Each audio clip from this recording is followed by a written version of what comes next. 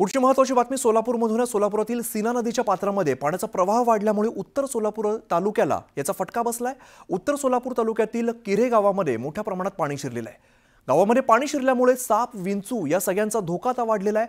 तिरे गावातील 100 ते 150 कुटुंबांना यामुळे स्थलांतरित व्हावं लागलेलं आहे। तिरे गावातील शेकडो एकर जमीन सीना नदी पात्रामध्ये समाविष्ट झाल्यामुळे शेती पिकांचं सुद्धा प्रचंड नुकसान झालेलं आहे। तिरे गावातील जिल्हा परिषदेची शाळा ही सुद्धा पाण्यात गेली आहे। तर तिरेगावच्या घरावरून आढावा घेतला आमचे प्रतिनिधी प्रीतम पंडित यांनी।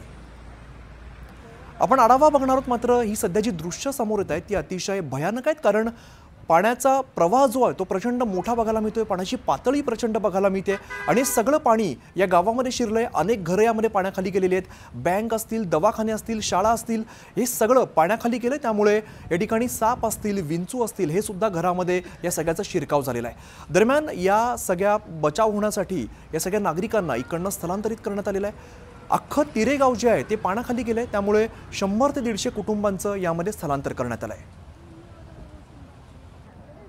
आपण पाहतोय की सीना नदीने अक्षरशः कहर केलेला आहे। आपण सध्या उत्तर सोलापुरातील तिरे या गावात आहोत।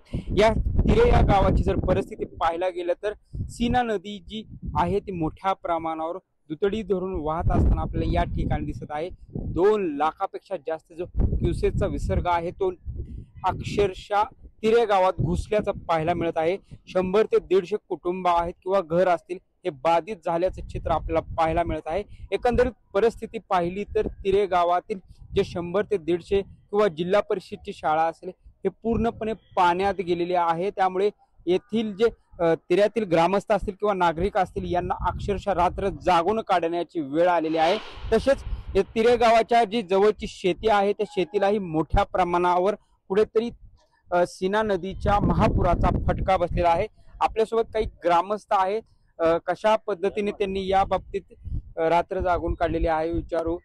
कशा पद्धतीने बघताय हा पूर तुमच्यासाठी कसा वाटला आणि काय वाटतं ह्या पुराकडे बघून? आम्ही आज ताग्यात बघतो, मी लहानाचा मोठा झालो या क्षेत्रामध्ये, तर आतापर्यंत अशा प्रकारे महापूरच्या वरती अत्यंत बिकट परिस्थिती झाली आणि ह्यामध्ये बरेच शेतकरी लोकांचं नुकसान झाले। आणि तुम्ही येताना तर बघत असाल बऱ्याच घरामध्ये पाणी देखील शिरले, बरेच लोकांचं नुकसान झाले घरामध्ये। कुणाची शेती गेली, कुणा धान्य गेलेत, काही लावलेले असे म्हणजे पुरामध्ये नाशिक झाले लक्षात। पूर्ण आम्ही अक्षय रात्र काढली आम्ही इथं मदत करण्यासाठी सर्व लोकांना। आमच्या मोर्या कोटेचान असू दे किंवा इतर ग्रामस्थ असतील तिऱ्यातले खूप मदत केलेली आहे लोकांना। कोणी पाण्यामध्ये अडकलं असेल किंवा ह्याच्यामध्ये अडकलं असेल तर आमची एवढी अपेक्षा की आपले जे पालकमंत्री आहेत सोलापूर जिल्ह्याचे गोरे साहेब यांच्याकडून एवढी अपेक्षा की जे पूरग्रस्त जे नुकसान झाले लोकांचं किंवा शेती जे पाण्याखाली गेलेले आहे यांना आर्थिक नुकसान मिळायला पाहिजे, एवढी आमची मनापासून अपेक्षा आहे। आणि असं बघायला गेल्यानंतर याच्यातली अक्षरशः लोकांना पाण्यातनं काढलेला आम्ही टुपावरी भुज समाज असू दे किंवा इतर समाज असू दे अशा पद्धतीने मदतीचा हात देण्याचा कुठेतरी प्रयत्न करण्यात आलेला आहे। मात्र ही जी पूर परिस्थिती निर्माण झाली आहे त्यामध्ये मोठ्या प्रमाणावर जे घातक असणारे किंवा जे साप सदृश्य जे प्राणी आहेत ते आढळताना दिसून येत आहेत।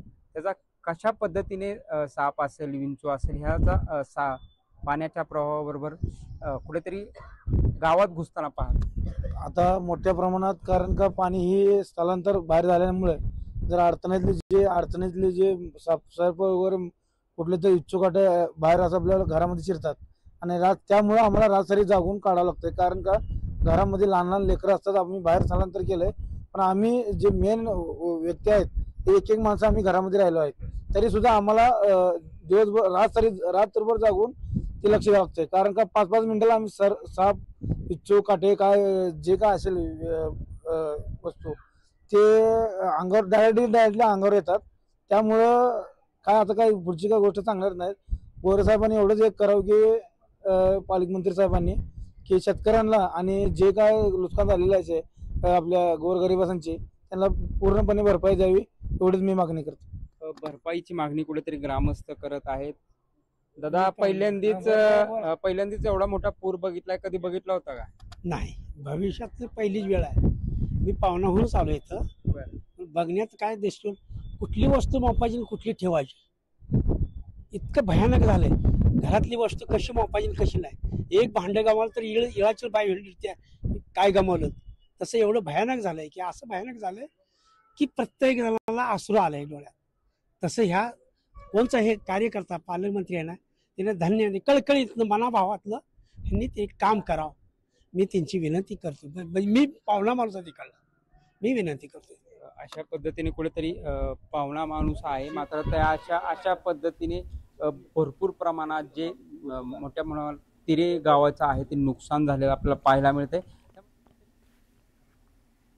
तर इकडे हिंगोलीच्या वसमत तालुक्यामध्ये 2 दिवसांपूर्वी ढगफुटी सदृश्य पाऊस झाला आणि या पावसामुळे आसना नदीला मोठ्या प्रमाणात पूर आलाय. त्यामुळे या पुराचं पाणी ओसरलं, परंतु शेकडो एकर शेतामध्ये अजून सुद्धा पाणी साचलेलं आहे. आसेगाव, त्यानंतर कनेरगाव, रुंज, गुंज या सगळ्या गावांमध्ये शिवारामध्ये हळद, सोयाबीन, कापूस, मूग या सगळ्या पिकांचं मोठं नुकसान झालेलं आहे. आसेगाव या ठिकाणी अल्पभूधारक शेतकरी राधाबाई चंदपुवारकर यांच्या शेतामध्ये अजून सुद्धा पाणी साचलंय, त्यामुळे त्या हवालदिल झालेल्या आहेत. त्यांच्याशी संवाद साधलाय आमचे प्रतिनिधी मनीष खरात यांनी. मराठवाड्यामध्ये अतिवृष्टी आणि पुराने जे आहे ते शेती पिकांचं होत्याचं नव्हतं केलंय. शेतकऱ्यांचा चेहरा अगदी रडवेला झाला आहे. हिंगोलीच्या वसमत तालुक्यातील आशेगाव, टाकळगाव, गुंज, रुंज या गावांच्या शिवारातून आसना नदी वाहते आणि या आसना नदीला जे आहे ते 2 दिवसापूर्वी मोठा पूर आला होता. या पुराचं पाणी ओसरलं, परंतु अजूनही शेतामध्ये जे आहे या पद्धतीनं पाणी आहे आणि सोयाबीन पिकाचं मोठं नुकसान आहे. सोयाबीनच नाही तर ऊसाच्या शेतामध्ये देखील मोठं पाणी होतं. हळद असेल, कापूस असेल, ही सगळं पिकं जी आहेत ती पाण्याखाली राहिल्यामुळं ही पिकं सडल्या गेली आहेत. सोयाबीनचं प्रचंड मोठं नुकसान जे आहे ते या भागामध्ये आहे.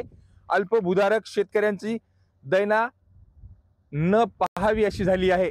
आपल्यासोबत ह्या एक महिला शेतकरी आहेत. आशेगाव शिवारामध्ये हे शेती करतात. मावशी, तुमचं काय नाव आणि शेती किती आहे तुम्हाला? आमचं राधाबाई विनायक चंपूवार. शेती इथं 2-2.5 एकर आहे बघा. सोयाबीन इतकं पेरलं, हे काय ऊस सगळी नुकसान आमचे झाले. आता हे काय करावं? का न दसरा, दिवाळी, लेकराचे शिक्षण वगैरे का न करावं? जरा थोडंफार काहीतरी काय आम्हाला काहीच नाही याच्यामध्ये. किती बाऱ्या येतात बघून जातात, बघून जातात, का 5 पैसे येईनात सर आम्हाला. काय मराव का आम्ही करून करून? असं हे सडून चाललंय सगळं. कोणी लक्ष देईना आमच्यावर. गोरगरिबावर कोणी लक्ष देणार उरलं नाही. आमच्या बाजूलाच पहा की हे नांदेड जिल्ह्यामध्ये कशी आहे देणगी, काय नाही. आणि हिंगोली जिल्ह्यामध्ये काहीच नाही. आम्हाला मराव का आता असे सडलेलं खावा का, काय लेकरायला शिकवा का, काय फाश्या घ्यावा? किती खर्च झाला सगळा या लागवडीसाठी? सगळा खर्च किती आहे? आता खर्च 20-25 हजार तरी झाला बघा. 20-25 20-25 एकरी. काय ते ऊस पहा की कसे झाले. हे सोयाबीन तर 3दा पेरलेत आम्ही. 3दा पेरून 3दा असे झाले. तर काय करावं आता? दरवर्षी किती निघतं उत्पन्न तुम्हाला? किती उरतात? आणि आता काय होणार यंदा? आता दरवर्षी थोडंफार तरी राहते की हो. अंदाज काहीच नाही की. फी कशी भरावी, काय खावं? उद्या दसरा आहे 2-4 दिवसावरती, कसा साजरा करावा अशी बिकट परिस्थिती याची शेतकऱ्यांची आहे. त्यामुळे शासनानं भरीव आणि जास्तीत जास्त मदत करण्याची मागणी शेतकरी करत आहेत. मनीष खरात, न्यूज 18 लोकमत, हिंगोली.